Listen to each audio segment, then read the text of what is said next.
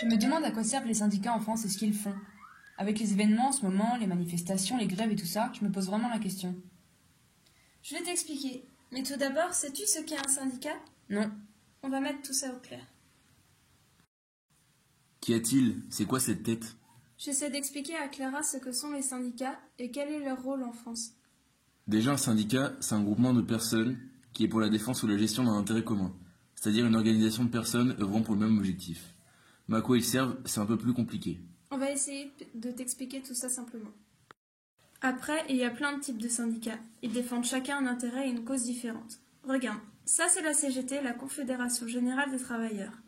Elle existe depuis 1895 et c'est un des syndicats les plus actifs. Ils sont dans plein de manifestations. Son idéologie est celle de la gauche marxiste, elle voit la société divisée en classes et s'essaye ainsi à mettre en avant la classe ouvrière, c'est-à-dire les travailleurs. On pourrait dire que cette idéologie vise le triomphe de la classe ouvrière et l'abolition du capitalisme.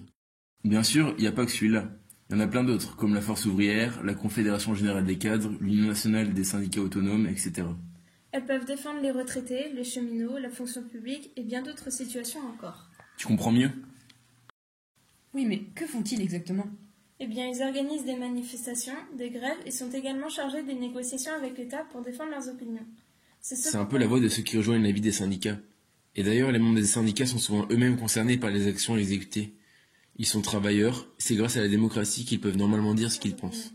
C'est ce pourquoi les syndicats ont été créés. Ils ont également un rôle essentiel de gestion paritaire des organisations publiques et sociales.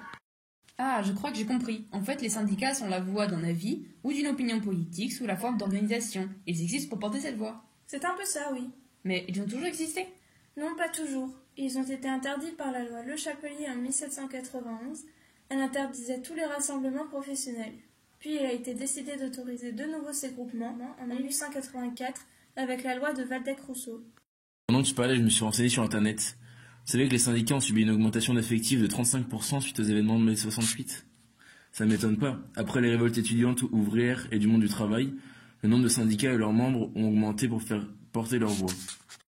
Non, je ne savais pas, mais ça peut peut-être éclairer Clara. Oui, merci. Donc ça montre que le syndicat est la voix du peuple. Ses actions, ses membres et son importance varient donc en fonction des événements. En revanche, pour les Gilets jaunes en ce moment, ils n'appartiennent à aucun syndicat, car ils n'accordent pas plus de crédit aux syndicats qu'aux dirigeants politiques.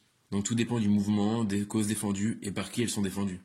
Donc en clair, les syndicats sont des groupes de personnes qui cherchent à défendre des causes communes, ainsi que leurs droits à travers des manifestations, des grèves et autres mouvements. Merci, vous m'avez éclairé. Avec plaisir.